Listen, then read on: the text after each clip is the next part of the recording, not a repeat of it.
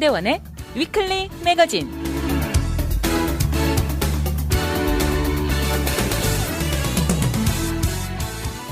안녕하세요. 위클리 매거진의 문대원입니다.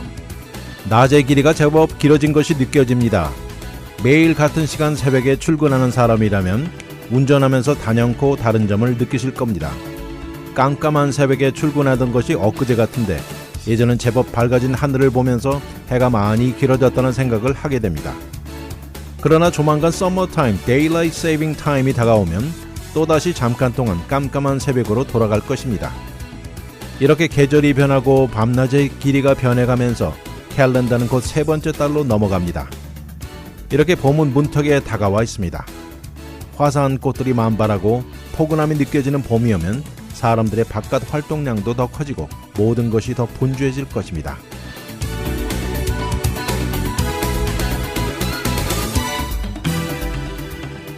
오늘의 토픽은 뇌 건강에 중요한 요소, 추방 위기, 100세 인생과 삶의 질, 월드 베이스볼 클래식, 그리고 주택 구입 확률입니다.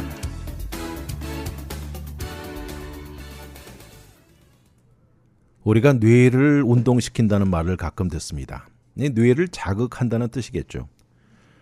이런 것들 중에 흔히 브레인 티저라고 부르는 것들이 많은데요. 그러면서 나이 먹으면서 조금이라도 날카로움을 잃지 않겠다고 뇌를 사용한다는 그런 의미죠. 그런데 실제로 나와 있는 연구 결과들을 보면 본인 청각에도 신경을 쓰라고 나와 있네요. 나이를 먹어가면서 본인의 뇌를 잘 보존하고 이 날카로움을 오랫동안 유지하고 싶다면 가장 중요한 것이 사회적으로 연결된 것을 유지하라고 과학자들이 이것을 발견한 것입니다. 그런 차원의 사회적으로 다른 사람들 말을 잘 들을 수가 없다면 어떤 종류든 청각을 좋게 하는 방법을 구할 것을 권하고 있습니다. 이렇게 듣는데 문제가 있는 사람들 중 아무것도 하지 않은 사람들이 이 나이 그룹에 다른 사람들을 비교해서 소위 노망이라고 부르는 디멘치아에 걸릴 확률이 무려 90%나 더 높게 나왔습니다. 이번 연구 결과는 디멘치아 예방이라고 나와 있는데요. 그리고 예방과 치료 등에 대해서 랜셋 커미션이 2020년에 리포트에 내놓은 것입니다. 이렇게 미국인들이 노년층에 접어들면서 많은 시니어들, 본인들의 인지 능력이 저하되는 것을 예방하고자 다양한 방법을 찾고 있습니다. 그런데 여기 나와 있는 많은 추천된 것들 중에 지중해식 다이어트를 해라, 충분한 숙면을 취해라, 또 스트레스를 멀리할 것, 하루에 10,000보씩 걸어라, 체중을 줄여라 등 우리는 수많은 말을 들어왔습니다. 그런데 과연 이 중에 어떤 것들이 제일 도움을 줄까요? 이 답은 모든 것이 다 도움을 줄 것입니다. 수많은 뇌 전문 과학자들의 전문 지식을 종합해보면 위의 모든 것이 다 도움을 줄 것입니다. 그래서 절대 단 한 가지 해답은 없는 것이죠. University of Texas Dallas 안에 있는 Aging Brain Laboratory 과학자들은 인간이 소유하고 있는 이 수많은 수백 가지가 넘는 기술은 많다고 하는데요. 그런데 이런 것들이 현재 주어진 환경에 사람들과의 관계가 사라지고 줄어든다면 이런 기술들 중 수많은 것들을 잃게 된다는 것입니다. 이번 연구팀의 대표 과학자는 이름만 보면 한국계인지요. 이름이 드니스 파크이라는 과학자인데 본인도 71살로 본인 뇌가 활발하게 움직이는데 노력을 많이 한다고 합니다. 심지어 그녀는 줄을 서서 기다리는 순간에도 셀폰을 열고 컴퓨터 게임을 한다고 하고요. 절대 뇌가 축 늘어져 아무것도 하지 않고 있는 순간을 최소화한다는 것입니다. 실제로 많은 시니어들, 인지 능력을 유지하고 디멘치아를 멀리하는 데 총력을 기울이고 있습니다. 사실 나이 먹고 은퇴한 후 행복함이나 더 크게 경제적인 안정을 유지하는 데 현명하고 날카로운 인지 능력이 제일 중요하죠. 연구 결과를 보면요. 사람이 50살이 넘어가면서 이런 디멘치아가 오기 시작하고 기억력이 나빠지는 것을 우려하는 이것이 제일 큰 우려라고 나와 있습니다. 그리고 이것은 재정적인 것으로도 직결되면서 또한 개인적으로도 중요한 것이죠. 이번 랜셋 커미션 연구를 리드했던 영국 런던 대학의 뇌과학자 길 리빙스톤 씨에게 본인은 어떻게 뇌 건강 예방을 하느냐는 질문을 했습니다. 그랬더니 근력 운동으로 웨이트를 정기적으로 들고 하루에 10,000보를 거르고 알코올을 적정한 양을 한 번씩 마시면서 그리고 또 혈압을 매일같이 체크한다고 말했습니다. 올해 이분도 63살인데요. 이 청각을 정기적으로 점검합니다. 요새 청각이 예전 같지 않아 요새는 보청기를 사용한다고 말을 하고 있습니다. 이런 뇌 건강을 생각할 때 이런 디멘치아를 지연시키고 피하는데 가장 중요한 것으로 궁극적으로 양로원을 피할 수 있는 방법이라고 나와 있습니다. 예전에 신경과 의사였다가 지금은 파이낸셜과 이 머니 매니저로 전향한 윌리엄 버스타인 씨가 있는데요. 이분은 누구나 나이를 먹으면서 정신적인 능력이 어느 정도 저하되는 것은 피할 수 없다고 말합니다. 그렇지만 그런 차원의 나이를 먹으면서 본인의 파이낸스를 좀 더 간단하게 조절하고 본인의 투자 전략을 자녀와 공유하고 상의하는 것을 추천합니다. 그리고 궁극적으로는 자녀들이 이것을 테이크오버 할 수 있게 하는 것이 현명하다고 말합니다. 본인의 인지 능력이 저하되는 것은 시간 문제이니까 그 이전에 적절한 전략을 마련해 놓는 것이 중요하다고 지적합니다. 이번 연구에서 디멘치아를 일으키는 위험 요소 12개를 내놓았습니다. 이것들로 인해서 디멘치아 가능성이 40%나 높아지게 나온 것들입니다. 이런 것들 중에는 물론 행동 습관 종류도 있고요. 또 만성적으로 건강에 문제를 일으키는 다양한 컨디션들이 있습니다. 예를 들면 흡연, 폭음, 당뇨병들이 나와 있습니다. 또 다른 추가 요소들도 다소 놀랍다고 하는데요. 한 가지는 인생의 이른 시기부터 어렸을 때부터 교육 수준이 높을수록 나이 먹어서 디멘치아로부터 보호해준다는 것입니다. 직장 생활도 뇌를 활발하게 유지하면서 이것으로부터 보호해주고요. 또 이런 것이 은퇴 나이가 낮은 나라에서는 디멘치아 비율이 높게 나온다는 것입니다.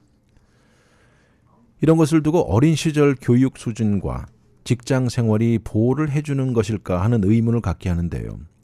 리빙스턴 씨는 좀 더 어려운 문제와 활동에 접하게 되면 뇌 안에 좀 더 복잡한 신경 커넥션이 형성되면서 나이를 먹으면서 저하되는 뇌 건강에 맞서게 해준다는 것입니다. 이런 것을 의학용어로 cognitive reserve라고 부르는데요. 이런 cognitive reserve를 가지고 있는 사람이라면 디멘치아를 피해갈 수 있어서 결국 교육 자체가 뇌를 건강하고 즐기게 만드는 것이 확실하다고 주장합니다. 또 혈압을 제대로 유지할 것을 강조합니다. 이것 또한 뇌를 보호하는 방법이라고 하는데요. 고혈압은 세월이 흐르면서 뇌 안에 있는 그 흰색 white matter를 파괴시킨다는 것입니다. 이런 파괴가 어느 정도 레벨에 달하면 뇌 안에 들어오는 시그널은 뇌 안의 콜텍스로 이동시키는데 문제가 생기게 만들고 뇌의 활동이 현저히 저하된다는 것입니다. 또 동시에 다양한 혈관 질환들, 뇌졸중 위험도를 높이고요. 이것은 사실 우리가 알지 못하는 조그만 뇌졸중이 일어나고 있다는 것입니다. 근데 이런 조그만 것들이 합쳐지면 인지 능력을 현저히 저하시키고 더 나아가서는 하루하루 일어나는 매일 정상적인 생활에 지장을 가져오는 결과까지 초래합니다. 혈압의 위쪽 수치가 130이 넘어가는 중년 사람이라면 미래에 디멘치아 일어날 확률이 60%나 높아진다고 나와 있습니다. 그래서 젊은 시절부터 건강한 심장은 뇌 건강에 직결된다는 것입니다. 이 모든 요소들은 신체적인 것만이 아닙니다. 정신적인 스트레스도 큰 역할을 하는데요. 디멘치아 환자를 돌보는 사람 역시 디멘치아에 걸릴 확률이 높아진다는 것입니다. 인간의 뇌에는 나이를 먹으면서 이 정보를 프로세스하는 능력이 저하됩니다. 그래서 기억력이 나빠지고요. 새로운 것을 배우는 것이 더 어려워지는 것입니다. 그러나 나이 든 사람도 새로운 기술이나 정보를 배울 수 있는 능력 충분히 가지고 있다고 하면서요. 그러니까 나이 먹고 디멘치아를 멀리하려면 세상의 새로운 경험을 늘리는 것이 좋다고 합니다. 그러기 위해서는 청각 문제를 해결하고 혈압을 잘 컨트롤하는 것이 제일 중요하다는 지적입니다. 잠시 후 돌아오겠습니다. 문대원의 위클리 매거진은 30여년간 오직 이민법만 다뤄왔습니다. 이민법 전문 변호사 4명이 함께 도와드리는 희망 법률그룹 제공입니다.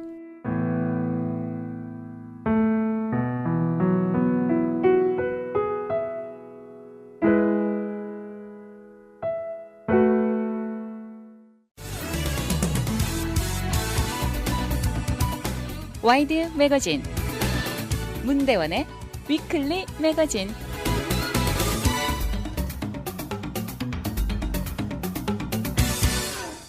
이번 이야기는 이번 주 LA 타임즈에 실린 내용인데요. 이 라디오 코리아와 연관이 있는 박종찬 기자가 쓴 기사입니다. 이 이야기는 바로 한국인 코리안 아메리칸 저스틴 청이라는 이 청년 이야기인데요. 이 저스틴 청이라는 사람은 형무소 살이를 마치고 출소했습니다. 그의 이야기를 팟캐스트와 틱톡에 올렸다고 하는데요. 저스틴 청은 어린 시절 살인을 저지르고 생명을 빼앗은 실수를 인정하고요. 이제는 아무리 후회를 한다고 해도 죽은 사람의 가족들에게는 절대 용서가 되지 못한다는 걸 잘 안다고 말합니다. 저스틴 청 씨는 아주 솔직했습니다. 그의 잘못을 느끼는데 수년이 걸렸다고 말을 하고요. 그가 걸어온 파란만장한 인생을 공유하고 싶어서 썼다는 것입니다. 그러면서 이런 본인의 투쟁에 지지가 필요한지도 모를 일이라고 말합니다. 당시 16살 때 저지른 살인으로 인해서 영주권 그린카드를 신청할 자격을 잃었습니다. 그래서 그는 조만간 2살의 나이로 떠난 한국으로 추방될 위기에 처해 있다는 것입니다. 이제는 나이가 33살이 된 저스틴 청은 나의 투쟁은 추방되는 날까지 계속될 것이다 이렇게 말을 했습니다. 수많은 이민자 가족들 스토리와 마찬가지로 정 씨 부모님은 자식들을 위해 미국 이민행을 결정했습니다. 좋은 환경에 좋은 교육을 받게 해주려는 꿈을 가지고 이민길에 오른 것이죠. 그렇지만 이민 오자마자 많은 자녀들이 그렇듯이 문화 차이와 언어 차이 등으로 외로운 학창 시절을 보냈습니다. 어머니는 한국 비디오 가게에서도 일하셨고 이어서 햄버거 스토어에서도 일하셨습니다. 그리고 어머니는 결국 패션 디자이너인 아버지와 함께 이 LA 다운타운 의류 비즈니스를 열게 됩니다. 그러다가 랜초 쿠커먼과 하이스쿨 시절인데요. 그때 한국 보이즈라는 갱단에 들어가면서 신고식으로 구타를 견뎌내고 그러함에도 이런 고통 중에서도 치아가 부러졌지만 마침내 소속감을 느끼게 됐다고 나와 있습니다. 그리고 그 그룹 안에서 별명이 사일런트였다고 하는데요. 이 갱은 비교적 작은 스케일로 약 15명 멤버로서 막내로서 뭔가를 보여주고 싶어 했던 것입니다. 그러다 2006년 8월 16일 롤론 하이츠 지역에서 파티가 있었는데요. 한국 보이즈의 형 멤버 한 명이 와칭이라는 중국 갱 멤버로 여겨지는 5명과 다툼을 하고 있었습니다. 사실 저스틴 역시 그 이전에 와칭 멤버와 싸운 적이 있었다고 하는데요. 그래서 한국 보이즈 멤버가 그들과 문제가 있다면 그것은 저스틴의 문제였다고 생각을 한 것입니다. 나의 형들은 나의 패밀리라는 생각을 했던 것이죠. 법정 다큐멘터리에 나온 것에 의하면 또 다른 한국 보이즈 멤버인 평화류가 이 모는 흰색 토요타 캠리가 다른 그룹, 중국 그룹의 검정색 혼다 어코드 옆에 대자마자 저스틴은 창문을 열고 스미스 앤 웨슨 357 구경 매그넘을 쏘아댄 것입니다. 그 옆에 앉아있던 당시 21살의 에릭 쉥 왕은 머리에 총상을 입고 사망했고요. 운전하던 캘빈 야오는 목, 턱 그리고 등에 총상을 입었지만 생존했습니다. 그런데 법정 다큐멘터리를 보면 에릭 황이나 야오는 갱 멤버가 아니었다고 나와 있습니다. 그렇게 사건이 일어나고 4달이 지난 하루 이 히스토리 클래스 중 학교에서 저스틴 청의 이름이 인터컴에 나오면서 오피스로 오라는 것이었습니다. 그리고 오피스로 갔더니 2명의 형사가 기다리고 결국 저스틴 청은 성인 케이스로 법정에 서게 됩니다. 그렇게 해서 2007년 10월 포모나 법정에서 1급 살인 유죄 판결을 받게 되고요. 그때 당시 어머니의 우는 목청 소리는 아직도 생생하다고 말을 합니다. 그러면서 다른 갱 멤버 한 아버지는 힘내라는 말을 해주었고요. 이 판결은 82년에서 종신형까지 내려진 것입니다. 또 같은 공동 피고인 류는 2급 살인죄가 지어지고 15년에서 50년의 추가로 스테이 프리즌에서 50년이 내려진 것입니다. 그렇게 시작된 형무소 살이에 저스틴은 그 안에서 이발사가 되었습니다. 사실 형무소 안에는 치열한 죄수들 간의 인종 라이벌 상황이 벌어지는데요. 라티노와 흑인, 백인 죄수들 머리를 잘라주는 임무를 맡았는데 이 중에서도 아시아는 중립, 뉴트럴로 통했다는 것입니다. 형무소 안에서 저스틴은 하이스쿨 졸업장격인 제너럴 에듀케이션 디그리 학위와 바이블 칼리지 학위를 취득하고요. 수많은 시간 동안 갱 범죄자들 크리미널 갱스 어나니머스에 참여했습니다. 그리고 2018년 당시 캘리포니아 제리 브라운 주지사 시절 그의 본인의 재활에 총력을 가하는 이 자세에 의존해서 그의 형량을 15년에서 종신으로 단축시켜 주었습니다. 그렇지만 그 다음으로 온 주지사인 현재 게빈 뉴섬 주지사는 가석방을 거부했고요. 그렇지만 이어서 판사가 이 결정을 뒤집고 2020년 6월 즉시 석방할 것을 오도했습니다. 이렇게 해서 형살이 시작하고 14년이 지난 후 세상에 나오게 된 것입니다. 그런데 일반적으로 미국 시민이 아닌 사람이 범죄를 저지를 경우 늘 그렇듯이 이 청은 추방 오더가 내려지고요. 이민국 구치소에 보내졌습니다. 그런데 팬데믹으로 인해서 발목에 브레이스를 착용한 채 풀려났습니다. 그리고 정기적으로 이민국에 리포트를 하도록 지시가 떨어진 것입니다. 그때 나이 30살로 성인이 된 이후에 형무소 외에는 살아본 적이 없었던 것입니다. 그러나 사회에 적응하려는 의도로 배운 실력을 되살려서 작년 말에 LATTC 기술초급대학에서 코스메톨로지 프로그램을 졸업했습니다. 그리고 현재 풀타임으로 헤어스타일리스트로 일하고 있고요. 그러면서 아직도 패션 산업에서 일하는 어머니에게 경제적인 도움도 주고 있다는 것입니다. 아마 이 두 사람은 다른 시대에 태어나서 만났다면 이 친구가 될 수 있었을지도 모른다고 나와 있습니다. 이 에릭 쉥황 역시 타이완에서 8살에 미국을 이민 와서 아르케디아 하이스쿨에서 바이올린을 연주했고 육상 선수이기도 했고 농구를 좋아하고 타피오카 엑스프레스 보바샵에서 일하기도 했던 청년입니다. 주위 친구들이 말합니다. 황이 살아있다면 지금쯤 결혼하고 아이도 2명 정도 있을 것이라고 합니다. 이런 일이 일어나고 갱단의 보복이 두려워서 이 에릭 황의 부모님은 집도 팔기까지 했다는 것입니다. 이렇게 저스틴이 출소했다는 얘기를 듣고 황 가족은 그때 당시 얘기는 그때 악몽을 되살아나게 만든다고 피했습니다. 오늘날 저스틴은 정말 후회에 막심하다고 말하고요. 너무나 죄책감이 많다고 합니다. 다시 돌아갈 수만 있다면 모두 다시 하고 싶다고 말합니다. 저스틴 청은 한국말이 상당히 짧습니다. 어머니와 할머니 등 대부분의 가족은 미국에 살고 있고요. 아버지는 형무소에 있는 동안 2016년 세상을 떠나셨습니다. 현재 이민옹호 단체와 얼바인 부시장인 태미 킴 씨가 저스틴 케이스를 돕자고 뛰고 있습니다. 파란 다저스 티셔츠에 흰색 스니커를 신고요. 이민국 앞줄에 서 있는 모습은 흔히 우리가 보는 아시안 아메리칸의 모습입니다. 황 패밀리를 만나고 싶은 생각도 있지만 법적으로 그들이 먼저 연락을 취하지 않고서는 불가능하다고 합니다. 그러나 황 패밀리 입장은 정녕 미안하다면 조용히 그냥 한국으로 가라고 말합니다. 잠시 후 돌아오겠습니다. 문대원의 위클리 매거진은 30여년간 오직 이민법만 다뤄왔습니다. 이민법 전문 변호사 4명이 함께 도와드리는 희망 법률그룹 제공입니다.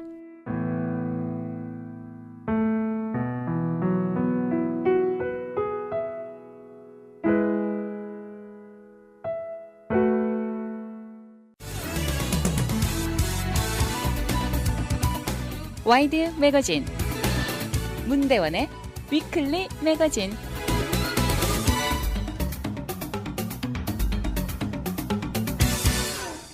이번 이야기는 이번 주 LA 타임즈에 실린 내용인데요. 이 라디오 코리아와 연관이 있는 박종찬 기자가 쓴 기사입니다.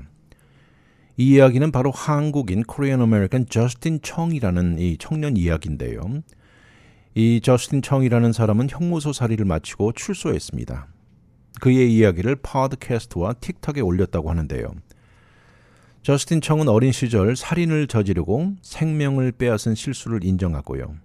이제는 아무리 후회를 한다고 해도 죽은 사람의 가족들에게는 절대 용서가 되지 못한다는 걸 잘 안다고 말합니다.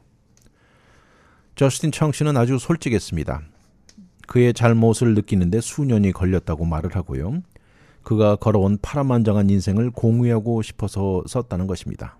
그러면서 이런 본인의 투쟁에 지지가 필요한지도 모를 일이라고 말합니다. 당시 16살 때 저지른 살인으로 인해서 영주권 그린카드를 신청할 자격을 잃었습니다. 그래서 그는 조만간 2살의 나이로 떠난 한국으로 추방될 위기에 처해 있다는 것입니다. 이제는 나이가 33살이 된 저스틴 청은 나의 투쟁은 추방되는 날까지 계속될 것이다 이렇게 말을 했습니다. 수많은 이민자 가족들 스토리와 마찬가지로 정 씨 부모님은 자식들을 위해 미국 이민행을 결정했습니다. 좋은 환경에 좋은 교육을 받게 해주려는 꿈을 가지고 이민길에 오른 것이죠. 그렇지만 이민 오자마자 많은 자녀들이 그렇듯이 문화 차이와 언어 차이 등으로 외로운 학창 시절을 보냈습니다. 어머니는 한국 비디오 가게에서도 일하셨고 이어서 햄버거 스토어에서도 일하셨습니다. 그리고 어머니는 결국 패션 디자이너인 아버지와 함께 LA 다운타운 의류 비즈니스를 열게 됩니다. 그러다가 랜초 쿠커먼과 하이스쿨 시절인데요. 그때 한국 보이즈라는 갱단에 들어가면서 신고식으로 구타를 견뎌내고 그러함에도 이런 고통 중에서도 치아가 부러졌지만 마침내 소속감을 느끼게 됐다고 나와 있습니다. 그리고 그 그룹 안에서 별명이 사일런트였다고 하는데요. 이 갱은 비교적 작은 스케일로 약 15명 멤버로서 막내로서 뭔가를 보여주고 싶어 했던 것입니다. 그러다 2006년 8월 16일 롤론 하이츠 지역에서 파티가 있었는데요. 한국 보이즈의 형 멤버 한 명이 와칭이라는 중국 갱 멤버로 여겨지는 5명과 다툼을 하고 있었습니다. 사실 저스틴 역시 그 이전에 와칭 멤버와 싸운 적이 있었다고 하는데요. 그래서 한국 보이즈 멤버가 그들과 문제가 있다면 그것은 저스틴의 문제였다고 생각을 한 것입니다. 나의 형들은 나의 패밀리라는 생각을 했던 것이죠. 법정 다큐멘터리에 나온 것에 의하면 또 다른 한국 보이즈 멤버인 평화류가 이 모는 흰색 토요타 캠리가 다른 그룹, 중국 그룹의 검정색 혼다 어코드 옆에 대자마자 저스틴은 창문을 열고 스미스 앤 웨슨 357 구경 매그넘을 쏘아댄 것입니다. 그 옆에 앉아있던 당시 21살의 에릭 쉥 왕은 머리에 총상을 입고 사망했고요. 운전하던 캘빈 야오는 목, 턱, 그리고 등에 총상을 입었지만 생존했습니다. 그런데 법정 다큐멘터리를 보면 에릭 황이나 야오는 갱 멤버가 아니었다고 나와 있습니다. 그렇게 사건이 일어나고 4달이 지난 하루 이 히스토리 클래스 중 학교에서 저스틴 청의 이름이 인터컴에 나오면서 오피스로 오라는 것이었습니다. 그리고 오피스로 갔더니 2명의 형사가 기다리고 결국 저스틴 청은 성인 케이스로 법정에 서게 됩니다. 그렇게 해서 2007년 10월 포모나 법정에서 1급 살인 유죄 판결을 받게 되고요. 그때 당시 어머니의 우는 목청 소리는 아직도 생생하다고 말을 합니다. 그러면서 다른 갱 멤버 한 아버지는 힘내라는 말을 해주었고요. 이 판결은 82년에서 종신형까지 내려진 것입니다. 또 같은 공동 피고인 류는 2급 살인죄가 지어지고 15년에서 50년에 추가로 스테이 프리즌에서 50년이 내려진 것입니다. 그렇게 시작된 형무소 살이에 저스틴은 그 안에서 이발사가 되었습니다. 사실 형무소 안에는 치열한 죄수들 간의 인종 라이벌 상황이 벌어지는데요. 라티노와 흑인, 백인 죄수들 머리를 잘라주는 임무를 맡았는데 이 중에서도 아시아는 중립, 뉴트럴로 통했다는 것입니다. 형무소 안에서 저스틴은 하이스쿨 졸업장격인 제너럴 에듀케이션 디그리 학위와 바이블 칼리지 학위를 취득하고요. 수많은 시간 동안 갱 범죄자들 크리미널 갱스 어나니머스에 참여했습니다. 그리고 2018년 당시 캘리포니아 제리 브라운 주지사 시절 그의 본인의 재활에 총력을 가하는 이 자세에 의존해서 그의 형량을 15년에서 종신으로 단축시켜 주었습니다. 그렇지만 그 다음으로 온 주지사인 현재 게빈 뉴섬 주지사는 가석방을 거부했고요. 그렇지만 이어서 판사가 이 결정을 뒤집고 2020년 6월 즉시 석방할 것을 오도했습니다. 이렇게 해서 형살이 시작하고 14년이 지난 후 세상에 나오게 된 것입니다. 그런데 일반적으로 미국 시민이 아닌 사람이 범죄를 저지를 경우 늘 그렇듯이 이 청은 추방 오더가 내려지고요. 이민국 구치소에 보내졌습니다. 그런데 팬데믹으로 인해서 발목에 브레이스를 착용한 채 풀려났습니다. 그리고 정기적으로 이민국에 리포트를 하도록 지시가 떨어진 것입니다. 그때 나이 30살로 성인이 된 이후에 형무소 외에는 살아본 적이 없었던 것입니다. 그러나 사회에 적응하려는 의도로 배운 실력을 되살려서 작년 말에 LATTC 기술초급대학에서 코스메톨로지 프로그램을 졸업했습니다. 그리고 현재 풀타임으로 헤어스타일리스트로 일하고 있고요. 그러면서 아직도 패션 산업에서 일하는 어머니에게 경제적인 도움도 주고 있다는 것입니다. 아마 이 두 사람은 다른 시대에 태어나서 만났다면 이 친구가 될 수 있었을지도 모른다고 나와 있습니다. 이 에릭 쉥황 역시 타이완에서 8살에 미국을 이민 와서 아르케디아 하이스쿨에서 바이올린을 연주했고 육상 선수이기도 했고 농구를 좋아하고 타피오카 엑스프레스 보바샵에서 일하기도 했던 청년입니다. 주위 친구들이 말합니다. 황이 살아있다면 지금쯤 결혼하고 아이도 2명 정도 있을 것이라고 합니다. 이런 일이 일어나고 갱단의 보복이 두려워서 이 에릭 황의 부모님은 집도 팔기까지 했다는 것입니다. 이렇게 저스틴이 출소했다는 얘기를 듣고 황 가족은 그때 당시 얘기는 그때 악몽을 되살아나게 만든다고 피했습니다. 오늘날 저스틴은 정말 후회에 막심하다고 말하고요. 너무나 죄책감이 많다고 합니다. 다시 돌아갈 수만 있다면 모두 다시 하고 싶다고 말합니다. 저스틴 청은 한국말이 상당히 짧습니다. 어머니와 할머니 등 대부분의 가족은 미국에 살고 있고요. 아버지는 형무소에 있는 동안 2016년 세상을 떠나셨습니다. 현재 이민옹호 단체와 얼바인 부시장인 태미 킴 씨가 저스틴 케이스를 돕자고 뛰고 있습니다. 파란 다저스 티셔츠에 흰색 스니커를 신고요. 이민국 앞줄에 서 있는 모습은 흔히 우리가 보는 아시안 아메리칸의 모습입니다.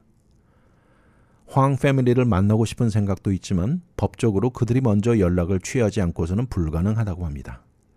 그러나 황 패밀리 입장은 정녕 미안하다면 조용히 그냥 한국으로 가라고 말합니다. 잠시 후 돌아오겠습니다. 문대원의 위클리 매거진은 30여년간 오직 이민법만 다뤄왔습니다. 이민법 전문 변호사 4명이 함께 도와드리는 희망 법률그룹 제공입니다.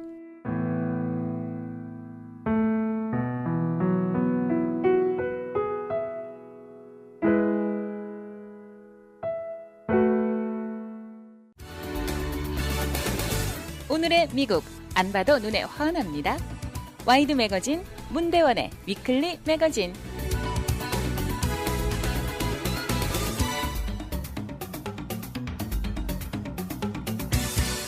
요새 우리는 흔히 100세 인생이란 말을 자주 듣습니다.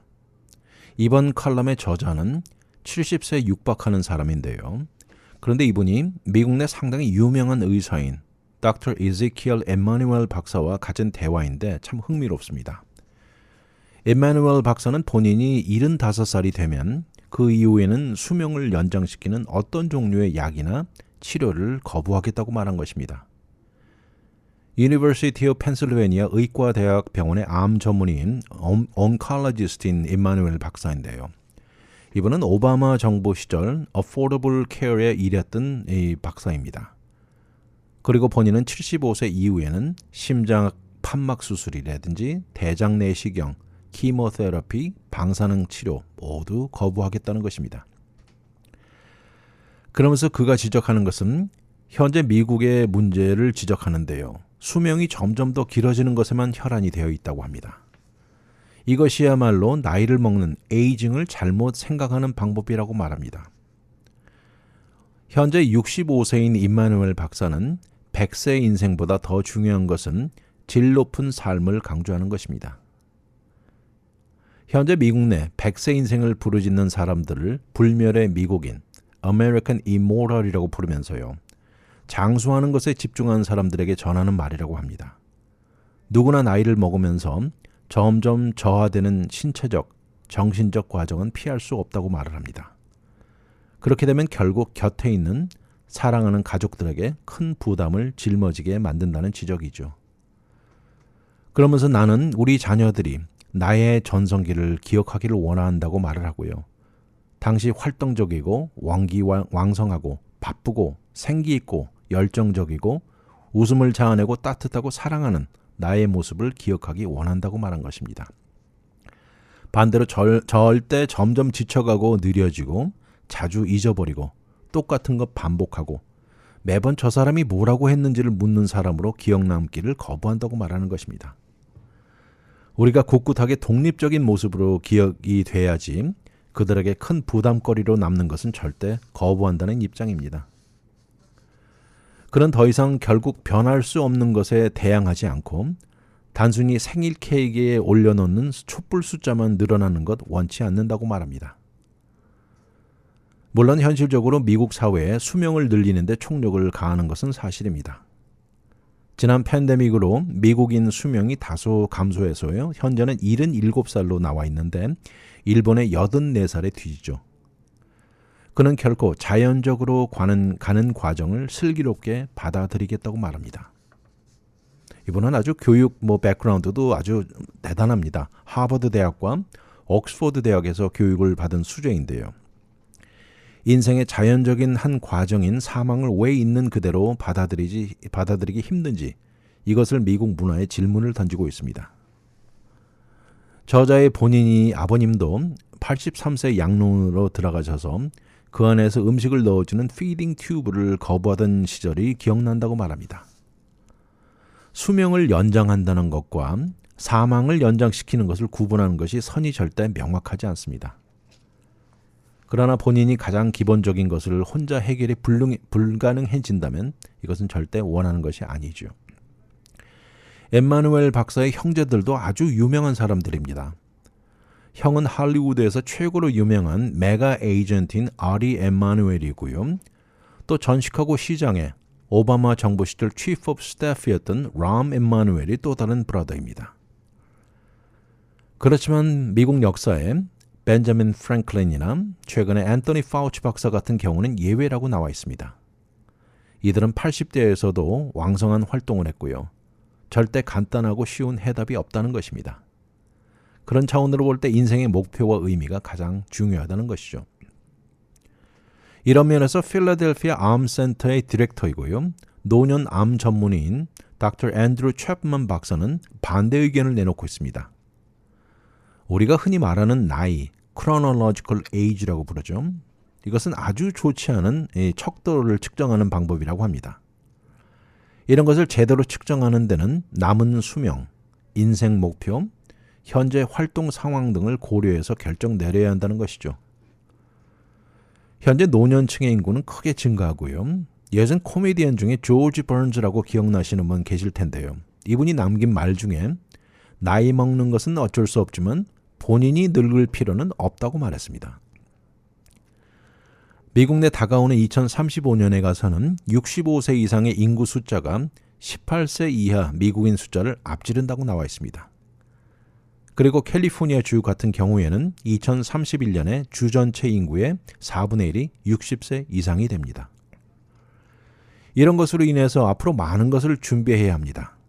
하우징이라든지 헬스케어, 경제, 인력, 도심지 디자인, 트랜스포테이션 등 모든 것이 영향을 입고 변해야 한다는 지적이죠. 그리고 현재로서는 같은 파티에 같이 갈 이유가 하나도 없는 밀레니얼 세대와 베이비 부머 세대들이 나중에는 결국 같은 장소에서 만나게 될 확률이 높고요. 그때 가서는 서로에게 의존도 몇 배 더 증가할 전망입니다.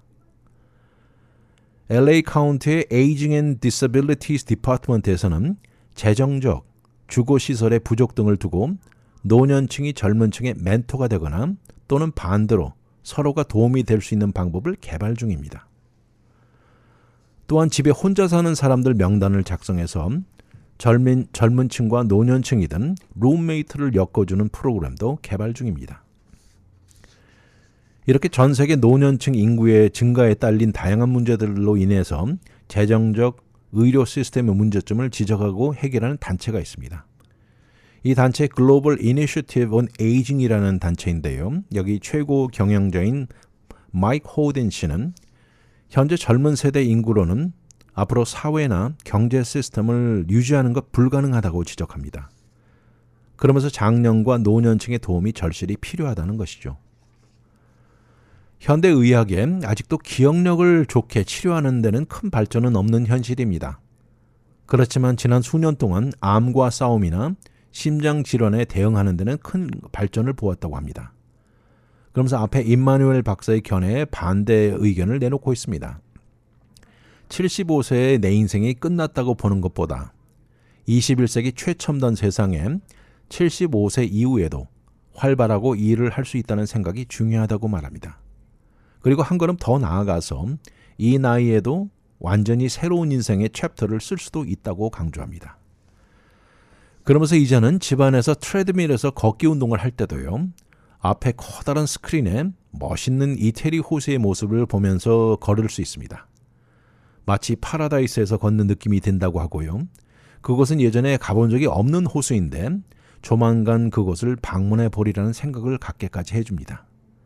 그러면서 인생에 여전히 하고 싶은 것들이 너무나 많다고 그는 주먹을 불끈 줍니다.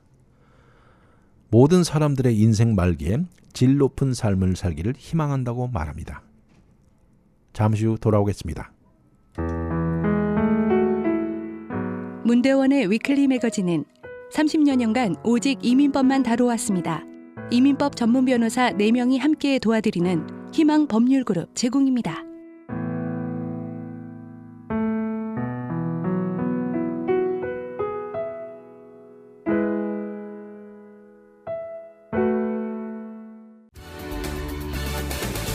오늘의 미국 안 봐도 눈에 환합니다. 와이드 매거진 문대원의 위클리 매거진.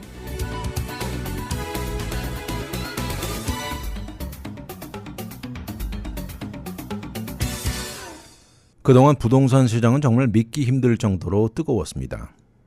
그런데 그동안 뛰어오른 이자율이 부동산 시장을 상당히 식히게 만들었죠. 그러면서 주택 구입자들에게 조금씩 유리한 방향으로 전환되는 느낌은 듭니다. 스티븐 잭슨이라는 남성이 있는데요. 지난 팬데믹 가운데 아마도 15군데가 넘는데 오퍼를 냈습니다. 한 번은 타르자나의 콘도에 오퍼를 썼다가 현금으로 $25,000를 더 높게 쓴 이 사람에게 밀린 것입니다. 결국 2021년 집을 찾아다닌 것을 포기하고 중단했습니다. 그러면서 그때 당시 현재 내 상황에는 절대 집을 사는 것 불가능하다는 생각을 한 것입니다. 31살이고요. 지금 휴먼 리소스의 매니저로 일하는 잭슨 씨는 완전히 포기하고 렌트로 살기로 마음을 먹은 것입니다. 그러다 작년 모기지 이자율이 폭발하다시피 뛰어오르면서 하늘 높은 줄 모르고 뛰어오른 높은 가격의 집을 구입하는 것은 더 어려워진 것입니다. 그런데 최근 들어서 지난 10월 룸메이트가 이사를 나가고 혼자 되면서 집을 다시 보기로 마음먹었습니다. 그런데 이번에는 예전 당시와 상당히 달라진 부동산 시장이라는 데 힘을 얻었습니다. 결국 지난달에요. 마켓에 나온 지 72일이나 지난 다운타운에 나온 투베드룸 콘도에 거기 올라있는 45만 리스팅 프라이스보다 $20,000 낮은 금액으로 오퍼를 썼는데 이것이 받아들여졌습니다. 그래서 내 친구들이 내가 집을 샀다고 말을 하니 쇼크라고 입을 모은다고 말을 합니다. 현재 주택 수요는 팬데믹 가운데 뜨거웠던 때와 비교도 안 되게 차갑습니다. 그런데 남가주 서든 캘리포니아 부동산 에이전트들과 모기지 브로커들은 이제 조심스럽게 부동산 시장 문을 살살 두들기는 잭슨 씨와 같은 사례를 너무 자주 본다고 입을 모읍니다. 비록 올라가 있기는 하지만 한때 7%를 넘어가던 이자율은 다소 내려왔고요. 셀러들이 집을 마음대로 팔지 못하는 것이 지속되면서 주택 가격도 하락해서 내놓는 매물들이 늘어나는 현실입니다. 지난 2월 5일로 끝나는 그전 4주 동안을 이렇게 보면 LA 카운티에서 매물이 계약이 성사되어서 에스크로 들어간 숫자는 작년 같은 기간에 비해서 42% 감소했습니다.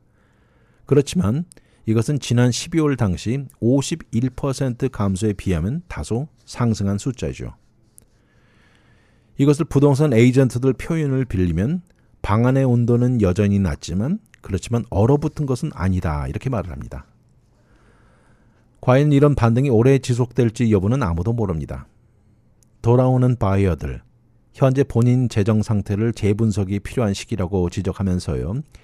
지난 2주 동안 인플레이션에 아주 민감한 모기지 이자율이 생각보다 현 인플레이션을 잡는 것이 어렵다는 이런 뉴스가 나온 이후에 다시 야금야금씩 오르기 시작하고 있습니다. 프레디 맥이 내놓은 것을 보면 이번 주 수요일 30년 고정 이자율은 6.32%인데요. 이것은 2주 전 6.09%보다 올랐습니다. 80만 달러 주택을 구입하면서 20%를 다운한다면 이자율이 6.32%였을 때와 6.09%였을 때 차이는 한 달에 페이먼트가 $100를 더 내야 하는 것입니다. 그렇지만 이것은 지난 가을 최고 이자율이었던 7.08%보다는 $322를 덜 내는 격이죠. 이럴 때 떨어진 주택 가격이 이자율로 인해서 더 높아진 매달 페이먼트의 아픔을 약간 덜어주기는 합니다. LA 카운티 주택 가격은 작년 최고 가격에서 적게는 3%에서 높게는 14%까지 가격이 떨어졌습니다. 거기다 바이어들이 줄어들고 경쟁이 줄어들면서 이제는 집을 팔고자 하는 셀러들이 고치는 비용을 준다든지 바이어의 다양한 클로징 코스트를 커버해주는 등 여러 가지 방법으로 바이어들을 끌어들이고 있는 현실로 변했습니다. 그런데 이와 반면 모든 포텐셜 바이어들이 요새 부동산 시장에 다시 뛰어드는 것만은 아닙니다. 46살의 데이나 로빈슨 씨와 44살의 스캇 로든 씨 부부는 셔먼 옥스에서 렌트를 하고 있습니다. 그런데 2살짜리 딸이 뛰어놀 뒷마당이 필요하고 집에서 에퀴리를 축적하고자 금방 동네 집을 사고 싶어 합니다. 그런데 그 동네 평균 주택 가격이 $150만 선이어서 그들의 꿈과는 거리가 너무 멉니다. 그래서 커플은 다가오는 여름 말이나 초가을에 집을 다시 찾아볼 생각인데요. 그동안 주택 가격이 조금 더 떨어지기를 희망하고 있습니다. 그리고 그때 가서 그들의 재정 상황을 좀 더 다시 궁리해 볼 생각인데 만약 그때도 불가능하다면 더 시간을 미룰 계획을 가지고 있습니다. 이렇게 현재 주택 구입의 능력을 말하는 affordability가 가장 큰 문제점으로 두각되면서요. 이런 이유로 남가주 주택 가격은 추가의 하락이 따를 확률이 있다고 전문가들이 내다보고 있습니다. 물론 모기지 이자율이 7%에서 내려오기는 했지만 여전히 6%를 넘습니다. 이것은 이자율이 최저로 떨어지고 주택 가격이 기록적으로 뛰어오르던 시기보다는 2배 이상인 것이죠. 그런 차원의 이자율 6% 선에서는 affordability는 여전히 최악 수준으로 유지될 것입니다. 전문가들이 올해 말까지 내다보는 것인데요. 이자율은 평균 6%대를 유지할 것이고 연말이 되어서나 LA 카운티 주택가격 하락이 어느 정도 줄어들 전망이라고 합니다. 그런가 하면 질로의 경제가 제프 터커 씨는 주택가격은 이미 최저로 다 떨어졌다고 봅니다. 그리고 인벤토리도 아주 낮고 수요도 조금씩 증가해가면서 이런 것이야말로 주택가격을 다시 올라가게 만들 것이라고 예상하고 있습니다. 그런데 여기에 높은 모기지 이자율은 다소 올라간 주택가격을 무의미하게 만들 가능성도 있다는 것이죠. Mortgage Bankers Association의 경제가인 조엘 캔 씨는 포텐셜 바이어들, 이자율의 움직임에 아주 센시티브하다고 말합니다. 아무튼 현재 부동산 시장은 그나마 조금씩 움직임이 보이기 시작한다는 것입니다.